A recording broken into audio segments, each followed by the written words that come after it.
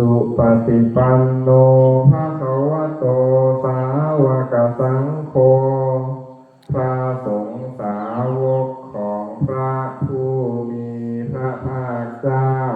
ปฏิบัติดีแล้วสังฆังนะมามิข้า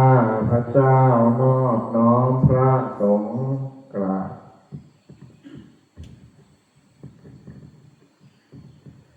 นะโมตัสสะภะคะวะโต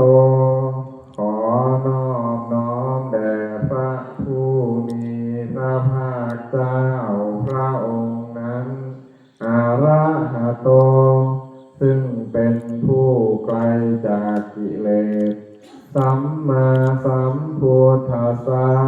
ตรัสรู้ชอบได้โดยพระองค์เองนะโมตัสสะภะคะวะโต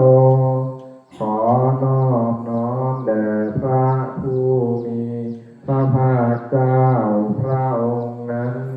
อะระหะโตซึ่งเป็นผู้ไกลจากกิเลสสัมมาสัมพุทธัสสะตรัสรู้ชอบได้โดยพระองค์เองนะโมตัสสะภะคะวะโตขอนอบน้อมแด่พระผู้มีพระภาคเจ้าพระองค์นั้นอะระหะโตซึ่งเป็นผู้ไกลจากกิเลสสัมมาสัมพุทธัสสะตรัสรู้ชอบได้โดยพระองค์เอง